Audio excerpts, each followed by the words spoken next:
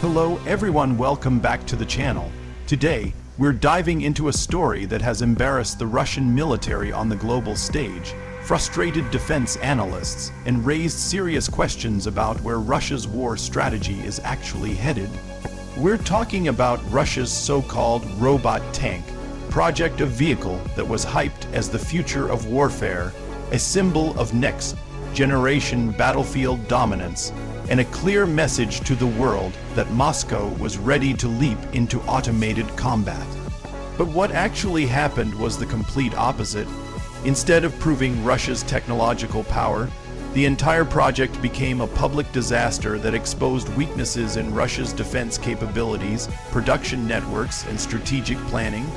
Russia has been showing off ground combat robots for years, claiming they would change everything about modern warfare. Perhaps the most famous of these was the Uran 9, a remote-controlled armored vehicle that was supposed to operate on the battlefield without risking Russian troops. The Russian government and state media described it as unstoppable, packed with autocannons, anti-tank missiles, grenade launchers, and advanced sensors. They called it the Terminator of the battlefield. In propaganda videos, it looked impressive, gliding through firing ranges with dramatic music and carefully staged explosions in the background.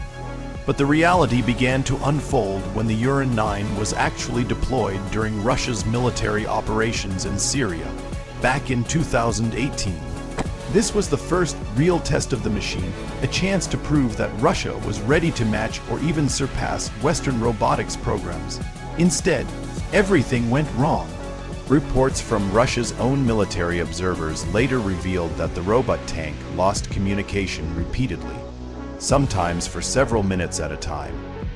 Imagine a remote-controlled combat vehicle with missiles and cannons suddenly going silent in a real battle zone. It's not just ineffective, it's dangerous. One of the biggest failures was the control system. The vehicle relied on a human operator positioned relatively close to it in order to guide and fire the weapons.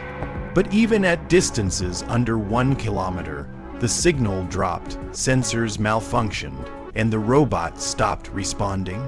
That means if the battlefield had been even slightly more intense, if there were buildings, smoke, electronic interference, or enemy countermeasures, the robot could completely lose contact.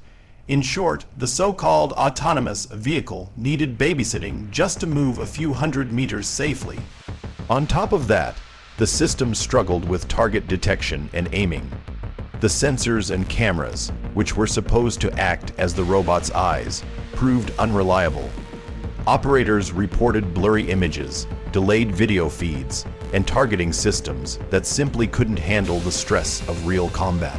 If a tank or armored vehicle can't see properly or aim accurately, then it's not a weapon, it's a liability. Now, here's where the humiliation truly sets in.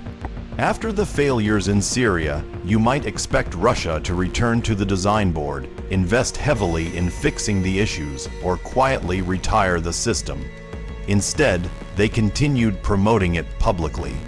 Russia showed off the Uran 9 in parades, arms expos, and television broadcasts, pretending it was a breakthrough success. It was a classic case of propaganda over performance, image over reality. Fast forward to the war in Ukraine, a battlefield where drones, electronic warfare, anti-tank systems, and rapid information exchange dominate every inch of combat. In this environment, Russia once again tried unveiling robotic and autonomous ground systems. But the same problems returned: signal interference, navigation issues, communication blackouts, and weak battlefield performance. Ukrainian forces have repeatedly shut down or neutralized Russian robotic vehicles simply by jamming the radio frequencies controlling them. Imagine spending millions of dollars developing high-tech military tanks only to watch them become useless because someone activated a signal jammer. Meanwhile, Ukraine, with a smaller budget, has been focusing on simpler, cost-effective, and more flexible unmanned systems. Instead of huge robotic tanks, Ukraine has leaned heavily into drones, remote, controlled ground vehicles for mine clearing, and modular systems that can be built quickly. Their systems aren't based on hype, they're designed around battlefield practicality. Let's put it simply, Russia tried to build sci-fi robot tanks. Ukraine built small, cheap machines that actually work. Another big part of the embarrassment for Russia is how this situation reflects on Vladimir Putin personally. For years, Putin has pushed a narrative that Russia is a major global military power, capable of challenging the United States and NATO. Military technology demonstrations were part of his political showmanship. Each new weapon or system was presented as a symbol of strength, progress, and innovation. So when one of these flagship systems turns out to be unreliable and ineffective, it doesn't just damage military credibility, it undermines Putin's image. International defense analysts took notice. The global military community began openly doubting Russian claims about hypersonic missiles, next-generation aircraft, and AI-based weapons. The robot tank wasn't just a failed machine. It became a symbol of deeper issues inside Russia's military-industrial complex: corruption, outdated engineering processes, and over-reliance on propaganda rather than real testing and refinement. But perhaps the most telling part is that when these robotic vehicles failed, Russia's solution was not innovation. Instead, the military began withdrawing advanced vehicles and sending outdated Soviet-era tanks, sometimes over 50 years old, back to the battlefield in Ukraine. This is the opposite of modernization, it's desperation. So what does this mean going forward? First, Russia's attempts to create autonomous or remote controlled ground combat systems are years, possibly decades, behind Western and Asian programs. Countries like the United States, South Korea, Israel, and even Turkey are developing far more reliable and scalable systems with significantly better battlefield integration. Russia might be able to put on flashy displays, but when the shooting starts, reliability matters more than appearance. Second, Russia's economic and technological situation has worsened due to sanctions and isolation.